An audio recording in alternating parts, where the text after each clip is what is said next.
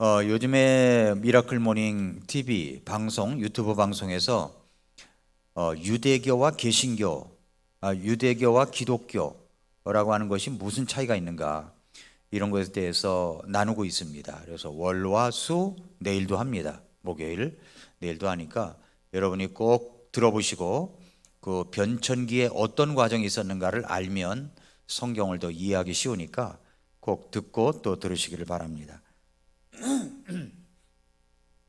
자, 오늘은 이제 히브리서 맥잡기입니다. 히브리서 맥잡기. 제목은 지성소 예배자. 히브리서 가운데 한 부분을 뽑아서 제가 메시지를 만들었고, 히브리서 개론, 이 개론에 관한 이야기는 제 블로그에 가보면 여러분들이 그 일독반 시리즈 계속할 때 그 개론이 올라가 있습니다. 그 유대교에서 복음을 듣고 구원을 받아가지고 개종한 유대인 성도들은 지역 사람들로부터 받는 핍박을 피하기 위해서 다시 유대교로 되돌아가고 싶은 마음이 있었던 것 같습니다. 히브리서 기자는 이들에게 그리스도 안에서 성숙한 단계로 정진해 나가도록 그렇게 권고하고 있습니다. 히브리서 기자의 이 같은 간청은 유대교 체제보다 더 뛰어나신 그리스도의 우월성에 근거하고 있습니다. 그래서 여기 설교 노트에 보면은 히브리서 개관 도표가 있죠. 히브리서 개관 도표에 보면은 1장 1절부터 4장 13절까지는 그리스도의 우월성에 대해서 나오고, 그 다음에 4장 14절부터 10장 18절까지는 그리스도 사역의 우월성, 그리고 10장 19절부터 13장 25절까지는 그리스도인의 믿음 생활의 우월성에 대해서 이야기를 합니다. 그러니까 예수님의 우월성, 예수님의 사역의 우월성, 예수님의 믿음 생활의 그리스도인의 믿음 생활의 우월성에 대해서 이야기를 하고 있는 겁니다. 그러니까 요 도표를 보면은, 요 도표를 보고 히브리서를 쭉 읽어 나가면 이해가 더 빠릅니다. 이해가 더 빨라요. 옛날에 제가 개역 성경을 썼을 때 한문 성경이 있었어요. 한문 성경, 한자 성경. 그 한자 성경도 가로로 읽는 것이 아니라 세로로 읽는 성경이 있었거든요.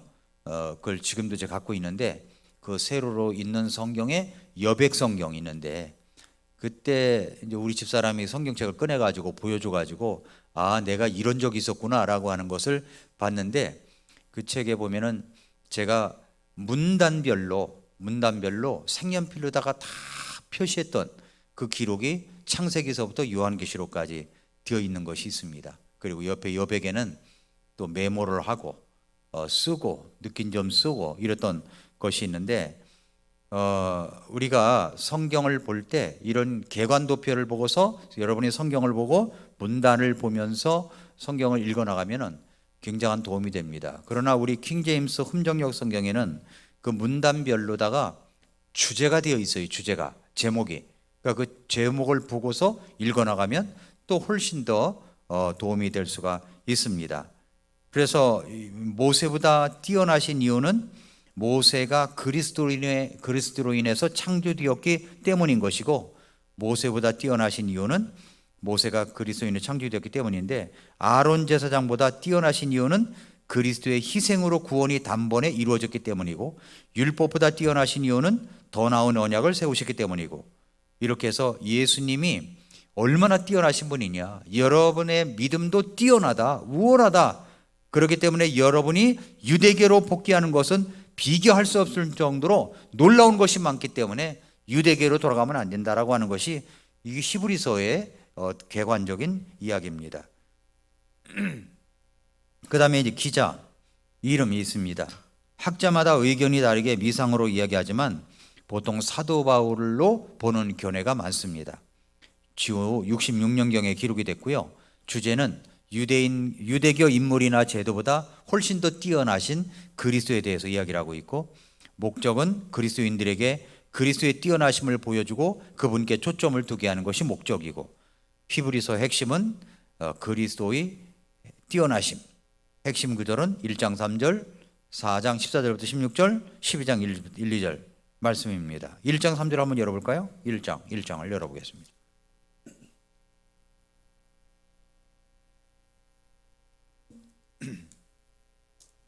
(1장 3절에) 보니까 하나님의 영광의 광채시여 그분 자체의 정확한 형상이시며 자신의 권능의 말씀으로 모든 것을 떠받치시는 이 아들께서는 친히 우리 죄들을 정결하게 하신 뒤에 높은 곳에 계신 존엄하신 분의 오른쪽에 앉으셨느니라. 예수님이 얼마나 뛰어나신가 하는 것들이 나와 있죠. 또 히브리서 4장 14절부터 16절도 마찬가지로, 또 히브리서 12장 2절 1, 2절도 마찬가지입니다. 실체가 오면은 그림자는 사라지죠. 히브리서는 구약의 레이기나 구약의 말씀들을 이제 상징적으로 이야기를 하는데, 실체 대신 예수 그리스도께서 오셨기 때문에 그림자는 사라지게 되어 있는 것입니다. 이런 개론을 가지고 오늘 히브리서 9장을 한번 말씀을 나누겠습니다. 중국에 가면은요, 가짜 물건을 파는 상점들이 굉장히 많습니다. 지금은 많이 없어졌겠죠. 옛날에는 가짜 상점들이 많았어요. 짝퉁이죠, 짝퉁. 짝퉁도 진짜 같은 짝퉁, 조금 어설픈 짝퉁, 완전 짝퉁, 이렇게 짝퉁 그 상점들이 있어요. 진짜 같은 짝퉁에서는 조금 더 비싸요. 근데 그렇지 않는 곳에는 굉장히 쌉니다. 그래서 지나가다가 이게 얼마입니까? 라고 물으면 이제 얼마라고 해요. 뭐 30원입니다. 50원입니다.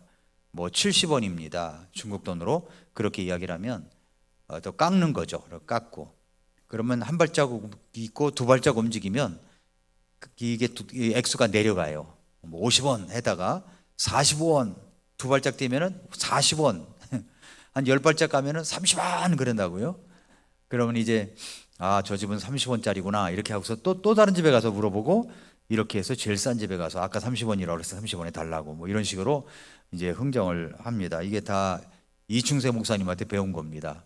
중국에서 오래 살다 보니까 그렇게 하더라고요. 나보고 한번 해보라고 그러더라고요. 그래서 이제 가서 제가 실습을 해봤습니다. 그랬더니 진짜 내려가더라고요. 이게 짝퉁이죠, 짝퉁.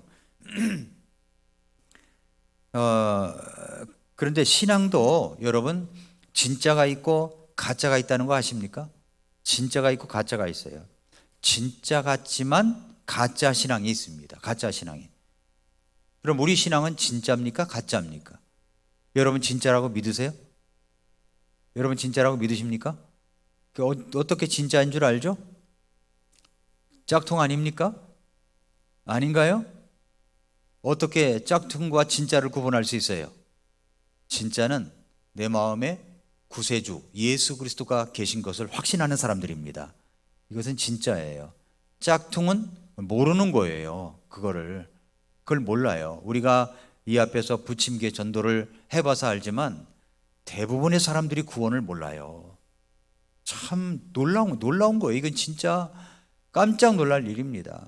교회 다니지만 자, 구원의 확신이 있습니다. 나는 언제 구원받았는데 내 구원 간증이 이겁니다. 당신은 언제 구원받았습니까? 이렇게 물어보는 사람이 있던가요? 별로 없어요. 별로. 그 짝퉁이죠. 가짜죠, 가짜. 성경은 행함이 없는 믿음은 죽은 것이라고 했습니다. 그러나 존재가 변하면 행함은 저절로 따라오는 겁니다. 존재가 변하면 행함은 따라오는 거예요. 무슨 말이냐면 생명이 있으면 변화된다는 겁니다. 예배를 드리러 오는 것이 힘든 사람이 있죠. 왜 이렇게 힘이 들어? 교회 나오라는 게 너무 힘이 들어요. 너무 힘이 든 거예요. 이런 사람은 진짜일까요? 가짜일까요? 가짜일 확률이 높은 겁니다. 왜냐하면 존재가 변하면 다른 건 쉬운 거예요. 진짜 신앙은 말하지 않아도 변화가 되게 되어 있다는 겁니다. 존재는 행위에 선행된다고 그랬습니다. 진짜는 본질, 존재를 말합니다. 변화되면 행위는 나오는 겁니다. 제가 남자입니다. 요즘에 여자인데 남자 행사를 했다가 이렇게 드러난 신문 기사를 보면은 정말로 깜짝깜짝 놀래요. 그런 기사들이 신문 방송을 뒤덮고 있다고 하는 것에 대해서 너무 참 깜짝 놀랄 일입니다. 이런 기사들이 계속 나오면 어떤 일이 벌어지는지 아십니까? 소돔과 고모라 때하고 똑같이 되는 거예요. 그럼 얼마 있으면은 심판이 오게 되어 있는 겁니다. 그런데 제가 남자예요. 자, 그러면 제가 남자 행동을 하는 것이 쉽겠습니까? 여자 행동을 하는 게 쉽겠습니까? 남자 행동을 하는 게 쉽겠죠. 여자는 여자 행동을 하는 것이 쉬울 겁니다. 마찬가지죠. 야, 그러면은 남자가 여자 노릇을 하는 것이 힘든 것이지 남자가 남자 노릇을 하는 것은 힘든 것이 전혀 아닙니다. 자, 개같이 사는 것이 뭐가 힘듭니까? 그렇죠? 예, 오리같이 살고 고양이같이 살라고 하는 것이 힘든 거죠. 예. 자꾸 신앙이 스트레스가 된다면, 신앙이 너무 스트레스가 된다면 존재의 변화가 안 된 겁니다. 그건 가짜인 거예요. 자, 사과나무가 사과를 여는 것이 뭐가 힘들어요? 사과나무에게 여기다가 주여 사과 열매를 주시옵소서 그렇게 하지 않아도 사과 열매가 열리는 거예요. 사과니까, 사과나무니까. 예, 사과나무는 사과를, 감나무는 감을 열리게 되어 있는 거죠. 진짜 믿음을 갖고 있다면 행동이 어려운 것이 아닙니다. 행동이 어려운 것이 아니에요. 신앙도요, 진짜 신앙이 있고 가짜 신앙이 있는 겁니다. 그리고 여러분의 신앙 생각해 보세요. 진짜입니까? 가짜입니까? 진짜면은 말이죠, 참 예배에 나오고 싶고 한 번 더 말씀을 듣고 싶고 이런 마음이 생기는 겁니다. 이거는 존재가 변했기 때문에 그런 거죠. 가짜 신앙을 갖고 있는 목사도 있을 수 있어요. 목사들도. 가짜 신앙을 갖고 있는 집사도 있을 수 있습니다. 가짜 신앙을 갖고 있는 교사도 있을 수가 있습니다. 가짜 신앙을 갖고 있는 이런 여러 가지 성도들도 있을 수 있다는 거예요. 가짜 신앙을 갖고 있다가 변화된 한 사람을 여러분에게 소개해 드려 볼게요. 영국에 어떤 사람이 있었습니다. 이 사람은 하나님께서 자신을 용서해 주시고 받아주셨다는 확신을 얻기 위해서 오랫동안 그것을 찾아다녔습니다. 찾아다녔어요. 그 확신을 경험한 사람들을 보기는 했지만 자신에게는 그런 확신이 없었습니다. 그는 기도와 선행과 그리고 성경 읽기와 교회 출석을 부지런히 노력을 했어요. 예, 자기 희생 등을 통해서 죄사함에 대한 확신을 얻어보려고 노력을 많이 했습니다. 1730년대 미국 조지아주에서 선교사로 일하던 그는, 선교사로 일했대요. 그는 나는 인디언들을 회심시키기 위해서 미국으로 왔다. 그러나 나를 회심시킬 사람은 누구란 말인가 하는 회의를 안고 고국으로 돌아갔습니다. 조지아에서 돌아온 그는 계속해서 하나님과의 화평을 찾으려고 노력을 했습니다. 그는 점차로 하나님의 사랑을 얻기 위한 자신의 보잘것없는 미미한 노력으로 하나님을 기쁘시게 할 수 없다는 생각을 하게 됩니다. 그리고 모라비안이라고 알려진 진지한 그리스도인들과 함께 시간을 보내기 시작했습니다. 대서양을 건너는 동안에 그는 그들의 헌신에 도전을 받았어요. 1738년 5월 24일 런던에서 성경을 공부하던 중에 이 복음의 진리의 빛이 그에게 비추기 시작했습니다. 그리고 나서 그는 이렇게 말했습니다. 그날 밤 나는 엘드스게이트에서 있었던 모임에 마지못해 참석했다. 그런데 거기서 한 사람이 로마서 주석의 서문을 읽어주었다. 9시 15분 전 그리스도 안에 있는 믿음을 통해 하나님께서 사람들 마음속에 일으킨 변화에 대해 그가 설명을 하는 동안 나는 마음이 이상하게 따뜻해지는 것을 느낄 수가 있었다. 그리고 나는 구원을 위해 그리스도를 오직 그리스도만을 신뢰해야 한다는 것을 알게 되었다. 그리고 그분이 나의 죄를 제거해 주시고 죄와 죽음을 보면서 나를 구원해 주셨다는 확신을 가지게 되었다라고 썼습니다. 이 사람이 누구냐면은 존 웨슬리예요. 존 웨슬리. 웨슬리는 자신의 죄가 용서받았다는 사실을 너무나도 기뻐했습니다. 예수 그리스도에 대한 이 믿음을 통해서 얻게 되는 하나님의 긍휼을 발견했던 것입니다. 그는 하나님께 단번에 자신의 죄를 용서해 주셨음을 확신하게 되었습니다. 그 다음부터는 신앙생활하는 것이 어떨까요? 너무 수월한 거예요. 노력을 하지 않아도 돼요. 너무 수월한 겁니다. 사람들이 교회에 나와서 발견하는 가장 큰 기쁨의 순간은 죄사함의 확신을 가질 때죠. 죄사함의 확신을 가질 때. 그것은 바로 예수님을 발견했을 때입니다. 구원은 예수님을 통해서만 오는 것입니다. 다른 길은 없나니 천하 인간의 구원을 얻을 만한 다른 이름을 우리에게 주신 일이 없다고 했습니다. 근데 오늘 말씀은 히브리서 9장은 어떤 말씀이냐면은 성막에 관한 말씀이에요. 오늘 여러분 설교 노트에 보면은 성막 그림을 제가 넣었습니다. 예, 성막 9장 1절을 보시면 그런즉 진실로 첫 언약에도 하나님을 섬기기 위한 규례들과 세상에 속한 성소가 있었다. 이 성소가 성막입니다. 구약 성경에는 예수님을 형상화하는 그림자로 이야기하는 것이 있습니다. 예를 들어서 이제 구약 성경에는 성막이라는 것이 있어요. 성막. 예, 성막은 예수님을 묘사하는 그림자입니다. 성막은 구약 시대의 성막은 구약적 방법으로 이스라엘 백성들에게 하나님을 만나는 장소였습니다. 그래서 성막을 다른 말로 회막이라고도 했어요. 회막, 만나는 장소라는 거죠. 왜 성막이 중요하냐? 성막이 중요하냐면 성막에 대해서 차지하는 비중이 높기 때문에 그렇습니다. 자, 성막에 대해서 써놓은 성경을 장수를 합해 보니까 어느 정도 되냐면은 출애굽기에서 13장, 레위기에서 18장, 그리고 민수기에서 13장, 신명기는 2장에 걸쳐서 이야기하고 있습니다. 신약 성경에서는 히브리에서 4장 정도 성막에 대해서 말씀하고 있습니다. 이것을 합치니까 성막에 대해서 이야기한 장수가 50장이에요. 자, 50장이면 성경 어떤 거와 맞먹죠? 어떤 거와 맞먹어요? 창세기. 그렇죠?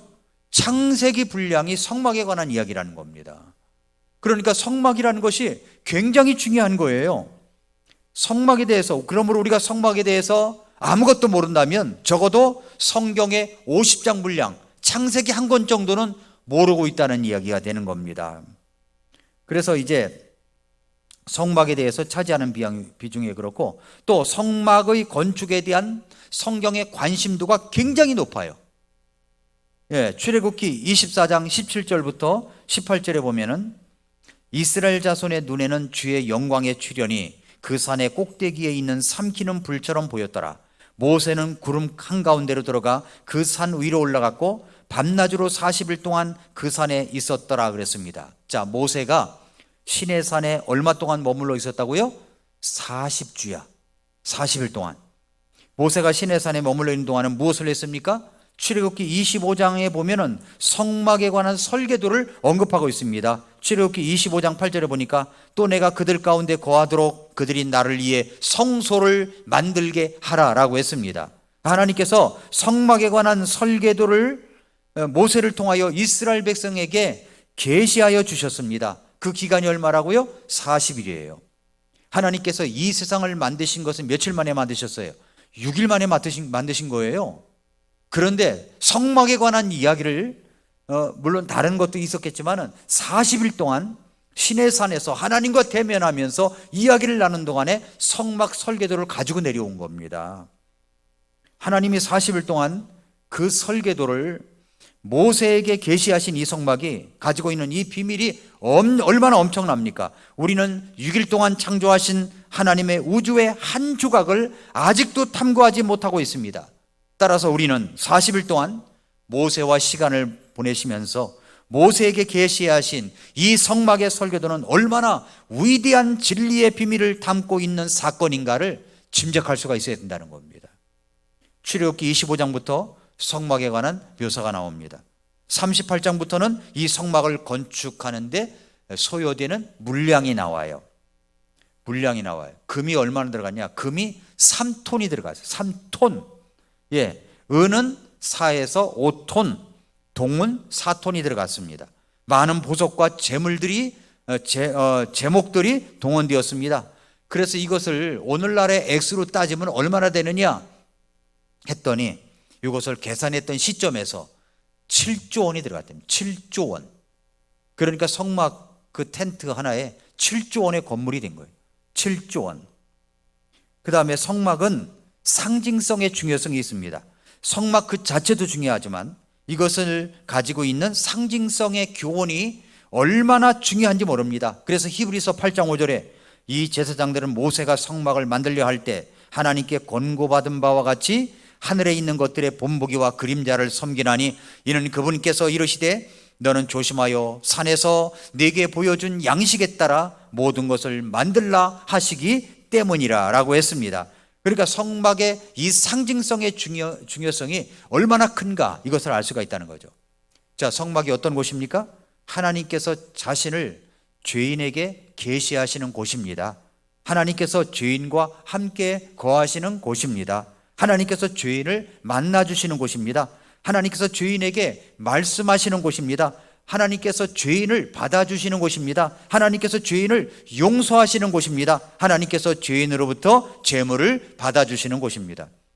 그러니까 성막은 그림자며 실체는 예수 그리스도라는 겁니다. 자, 성막 사진을 보면서, 자, 성막 보면은 이제 먼저 성막에 이제 지성소까지 들어가려면은 번제단을 통과해야 돼요. 문으로 들어왔습니다. 동문으로 들어왔죠.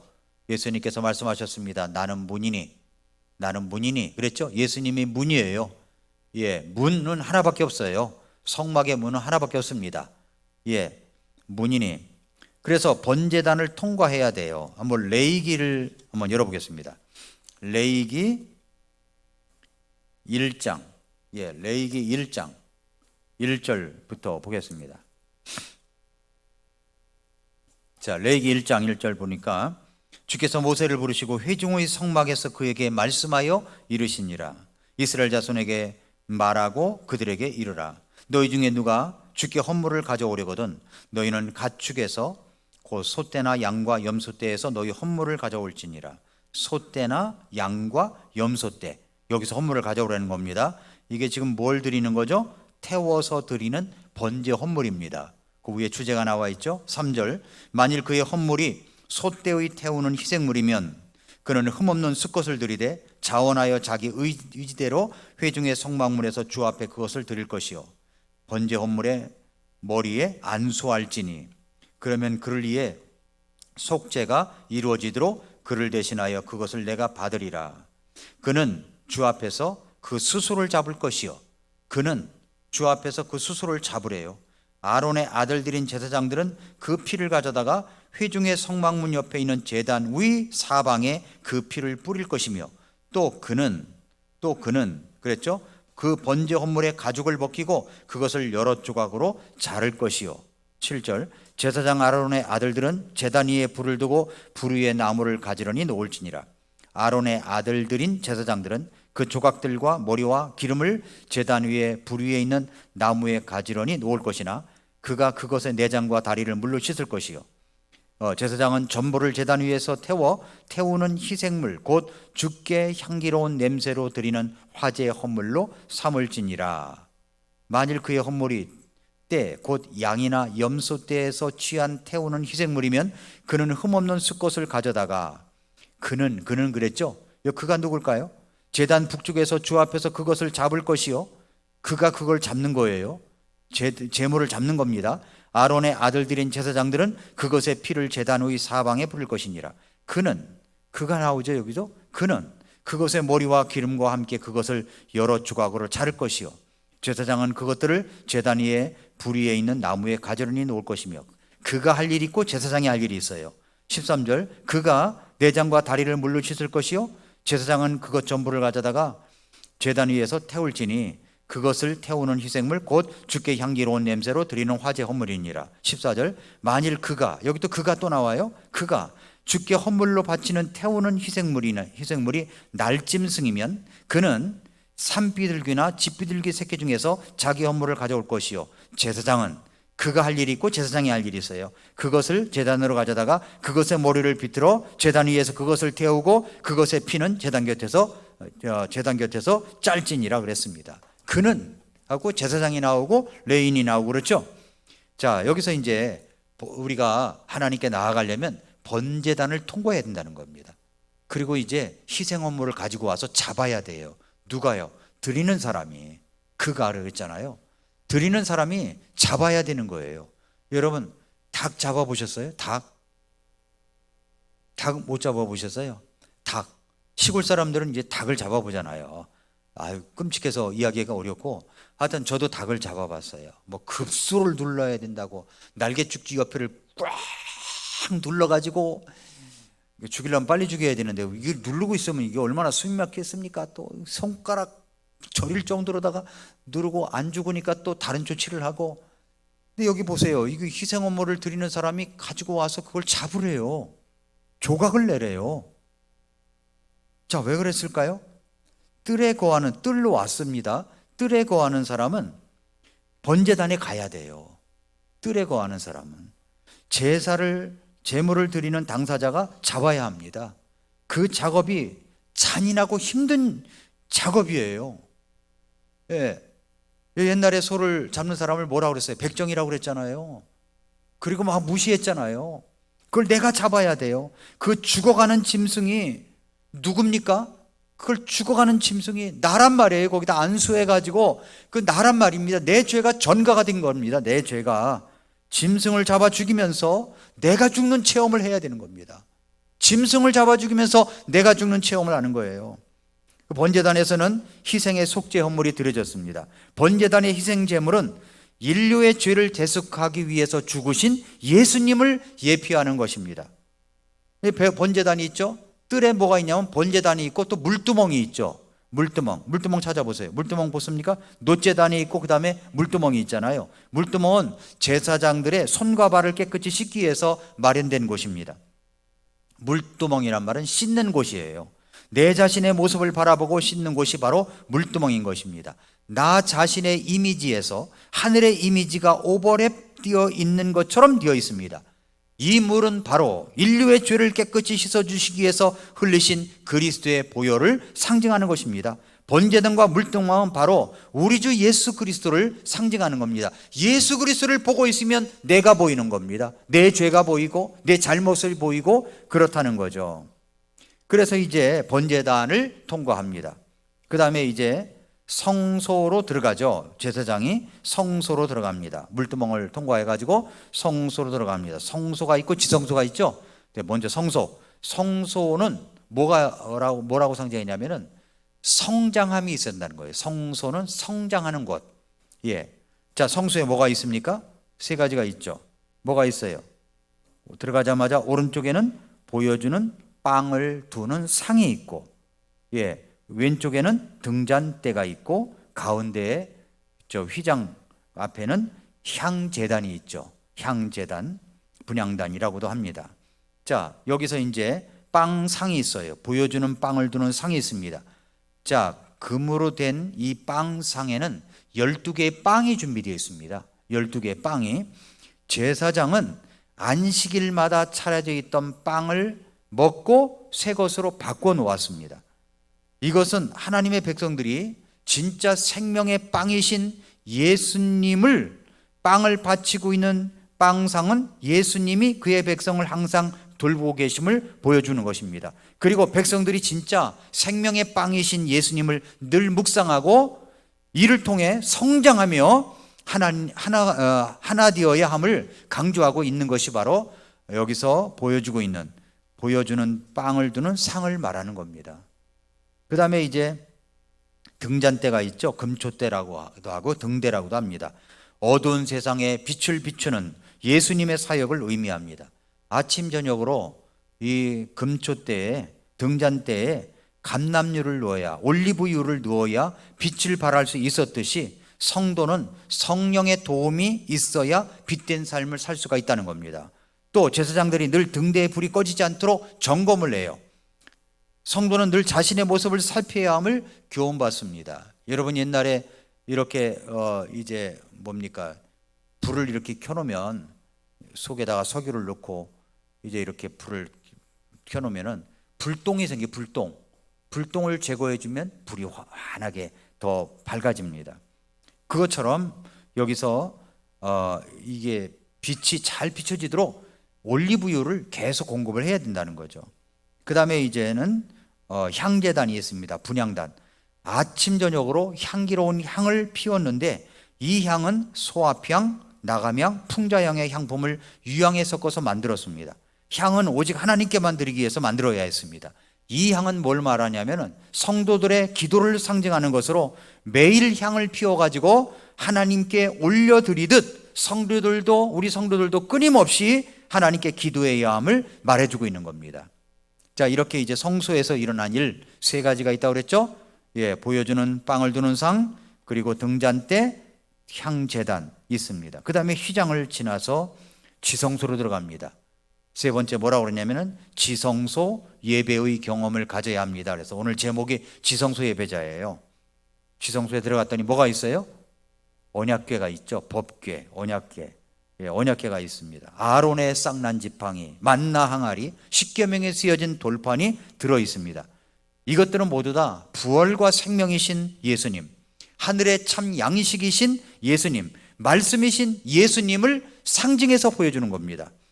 이곳은 하나님께서 임재하시는 곳입니다. 하나님의 임재를 경험할 수 있는 곳입니다. 신약적으로 이야기한다면 성소와 지성소에 가려져 있던 휘장이 있었는데 아무나 들어갈 수 있는 장소가 아니었어요. 원래 이 지성소는 제사장들도 안 되었습니다. 오직 대제사장만 들어갈 수가 있었습니다. 그런데 휘장이 예수님께서 십자가에서 돌아가실 때 위로부터 아래로 찢어졌다고 그랬습니다. 그래서 누구든지 지성소로 나아갈 수가 있게 되었습니다. 그것을 히브리서 기자는 이렇게 말했어요. 히브리서 10장 열어보세요. 10장 19절부터 20절. 히브리서 10장 19절부터 20절에 보니까 그러므로 형제들아 우리가 예수님의 피를 의지하여 새롭고 살아있는 길로 지성소에 들어갈 담대함을 얻었는데, 그랬죠? 우리가 예수님의 피를 의지하여 예수님의 십자가에서 못 박혀 죽으심으로 휘장이 찢어졌어요. 그래서 이제는 예수님의 피를 의지하여 새롭고 살아있는 길로 지성소에 들어갈 담대함을 얻었는데, 이 길은 그분께서 우리를 위하여 휘장 곧 자기 육체를 통해 거룩히 구분하신 것이니라 라고 했습니다. 그러니까 이곳은 하나님의 임재를 경험하는 곳입니다. 그래서 우리는 모두 다 하나님의 임재를 경험하는 자가 되어야 됩니다. 구약적 요소로 이야기한다면 지성소 예배자가 되어야 된다는 말입니다. 하나님의 임재의 체험을 가져야 된다는 거죠. 여러분, 두세 사람이 내 이름으로 모인 그곳에 하나님이 우리와 함께 하신다고 그랬습니다. 그럼 우리가 소수가 모여서 예배를 드리더라도 하나님의 임재를 경험할 수가 있는 거예요. 하나님이 나와 함께 하심을 경험할 수가 있는 겁니다. 이것을 뭐라고 그래요? 지성소 예배자라고 하는 겁니다. 지성소 예배자. 그 다음에 이제 한 가지 더 마지막으로 이야기하고 싶은 것은 뭐냐면, 네 번째로 우리가 지성소 예배를 드려요. 지성소 예배자가 되어서 지성소 예배를 드립니다. 하나님의 임재를 경험하며 예배를 드립니다. 그런데 문제는 뭐냐면 뜰의 예배자가 있어요. 뜰에 성소의 예배자가 있고 지성소 예배자가 있고 뜰의 예배자가 있다는 겁니다. 뜰의 예배자를 용납해 주는 사람이 되라는 거예요. 무슨 말이냐면 뜰에 거하는 사람이 있겠죠. 뜰에 거하는 사람, 예수 믿는 사람들이 예수님 믿긴 믿는데 예수 믿는 사람들이 왜 저 모양이야? 세상과 별반 차이가 없는 사람들이 많다는 이야기입니다. 완벽주의자들은 성소의 예배만을 추구합니다. 성소는 아무나 들어갈 수 있는 것이 아니에요. 제사장만 들어가는 것입니다. 지성소는 대제사장만 들어가는 것입니다. 성소만 추구한다는 것은 그 안에서 완벽함만 추구한다는 거예요. 성소만에 예배를 드린다면 철저하게 예배를 드린다고 생각합니다. 모두가 수시로 바뀌는 사람들이 있죠. 모두가 바뀌어요. 예배당에 오면 예배 모드로 바뀌고, 직장에 가면 직장 모드로 바뀌고, 노래방에 가면 노래방 모드로 바뀌고, 놀자판에 가면 놀자판 모드로 바뀌고, 이렇게 교회 오면 교회 모드로 변하는 사람이 있어요. 형제님, 자매님, 집에 가면 집안 모드, 직장에 가면 직장 모드가 있다는 겁니다. 예수 믿고 구원받았다면, 그리스도의 피로 구원받은 하나님의 사람들이라면 가정에 가든 직장에 가든 모두가 똑같아야 된다는 거예요. 직장에는 직장인처럼 열심히 일해야 되지만 가지고 있는 그 예수님 믿는 그 향기는 똑같아야 된다는 거죠. 똑같아야 되는 겁니다. 구원받은 사람이라면 똑같아야 한다는 겁니다. 자, 뜰에 오는 사람들이 있습니다. 이런 분들은 완벽한 사람들이 아니에요. 아직도 허물투성이고 죄성이 표현되는 부분도 있습니다. 그러나 번제단, 여기 놋제단을 통과한다면 구원받고 모두가 세상 모두에서 하나님의 자녀의 모드로 변하는 겁니다. 노제단을 통과하기 위해서 들어온 사람이 있겠죠. 예. 그런데 그 변화의 시작은 영구한 시작의 변화가 되는 거죠. 자, 예배드리는 사람들의 모습이 있어요. 또 예배자로서 이제 복장을 갖추고 예배당에 이제 옵니다. 엄숙하게 예배를 드립니다. 옷차림도 단정합니다. 그런데 어떤 사람은 예배 시간이라도 그냥 문자를 보내고, 어떤 사람은 또 예배 시간에 전화 오면 전화도 받아. 예, 하나님께로부터 오는 전화만 받아도 되는데 웬만하면 좀 꺼둬야 되는 거죠. 예, 지금은 부재 중입니다를 누르든지 말이지 해야 되는데, 정말 급한 전화가 오는, 옛날에 그 전화기가 처음 나왔을 때 핸드폰 전화기가 무슨 벽돌 마냥 큰 것이 있었어요. 벽돌처럼 생긴 무전기 보셨어요? 무전기가 아니라 핸드폰, 이거 가지고 막 또 카폰이라고 그래가지고 차 안에 또 무슨 회장실 그 전화기 마냥 이렇게 놔가지고 하고 그런 적도 있었어요. 예. 그런데 전화를 그때 당시엔 그렇게 하고 다녔죠. 그러나 이제 구원받은 하나님의 자녀라면 이제는 좀 그런 것들도 바뀌어야 된다는 겁니다. 바뀌어야 된다는 거죠. 자, 뜰에 있는 사람들이 있어요. 아직도 뜰에 거해가지고 변화가 안 되는 사람들이 있거든요. 그러면 지성소를 경험한 분들도 있죠. 이런 분들이 보면은 정말 기가 막힌 거예요. 예, 이해가 안 되는 거예요, 이해가. 그런데 우리가 지성소 예배자라고 할지라도 뜰에 거하는 사람을 용납할 줄 알아야 된다는 겁니다. 받아줄 줄 아는 사람이 된다는 거예요. 그런 사람들을 끌어안고 가야 된다는 거죠. 그래서 그냥 끌어안고만 가는 게 아니라 이분들에게 번제단, 그러니까 노제단에 통과를 해서 예수 그리스도의 십자가의 피로 말미암아 구원받은 경험을 가질 수 있도록 도와줘야 된다는 거죠. 교제를 한다고 그냥 말만 하고 그냥 집안 자랑하고 애기 자랑하고 이러다가 끝나는 게 교제가 아니에요. 모든 걸 통해서 예수 그리스도의 십자가를 통해서 내가 구원받았고, 지난 주간에 정말로 하나님께서 살아있는 경험을 해주셨고, 하마터면 큰일 날 뻔했는데 하나님이 도우셔서 나를 살려주셨다는 그런 이야기, 간증들이 주고받아야 되는데, 그렇지 않고 그냥 집안 얘기, 뭐 직장 얘기, 누구 얘기하다가 그냥 끝내버리는 경우도 있잖아요. 그러면 뜰에 있는 사람이 구원받을 기회가 와야 되는데 뭔가 좀 다를 줄 알았더니 맨날 그 무슨 수다만 떨다가 끝나네, 이렇게 끝나면 안 된다는 거죠. 예수 그리스도를 믿고 구원받은 하나님의 자녀들은 그 안에서 정말 나를 통해서 역사하신 하나님, 예수 그리스도의 놀라우신 은혜, 이것을 좀 나눌 줄 알아야 된다는 겁니다. 나누는 거예요. 지난 주간에 나는 참 예배를 통해서 이걸 경험했다고, 난 말씀을 들었는데 아주 소스라치게 놀랬다고, 이런 말씀이 있었다고, 이런 이야기들. 예, 기도를 했는데 내 기도를 이렇게 응답해 주셨다고, 난 아직도 어렵고 힘든데 하나님이 나를 위로해 주셨다고, 뭐 이런 여러 가지 이야기를 나눌 때 뜰에 거한 이제 아직 구원받지 않은 사람이 있다면, 아, 정말 너무 신비한 게 있구나, 어떻게 해야 저런 삶을 살 수 있지? 어떻게 해야 되지? 하고 물을 수 있는 거예요. 어떻게 해야 구원받아요? 어떻게 해야 내가 자매님과 같이, 형제님과 같이 될 수가 있을까요?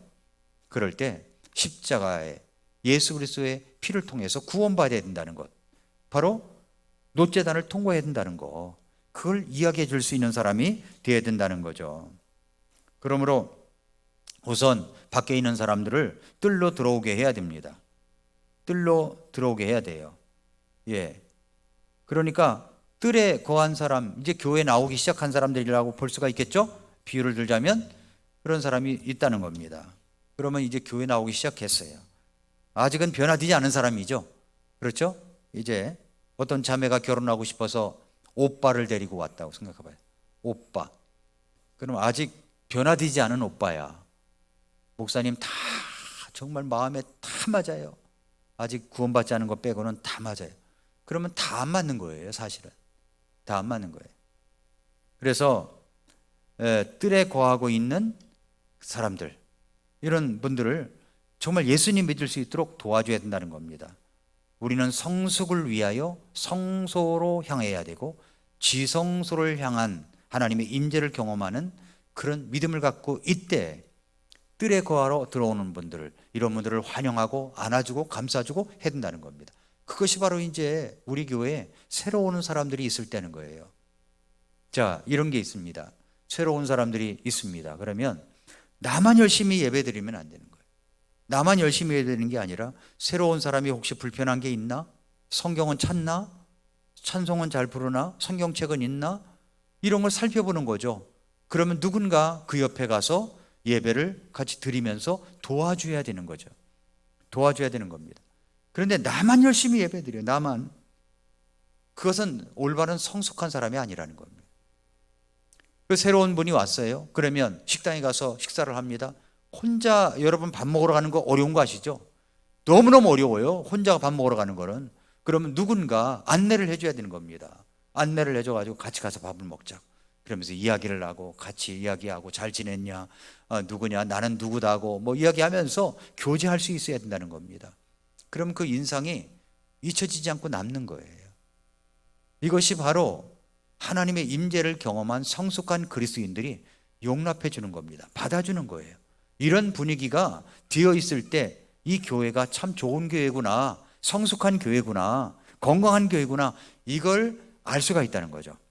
우리 집사님들 부부나 우리 성도님들 가운데 더 나서서 그 일을 해야 된다는 거죠.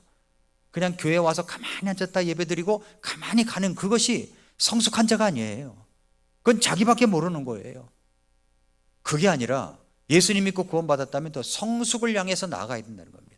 하나님의 임재를 경험하는 것, 지성소 예배자가 되어야 되고, 그렇게 되었을 때 교회가 더 아름답게 될 수가 있다는 말씀입니다.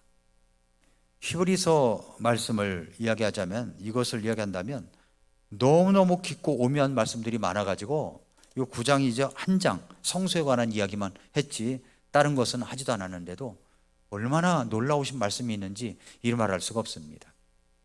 자, 수요일 저녁에 오신 여러분, 현장 예배를 드리면서 함께하는 여러분들에게 복이 있다고 믿습니다.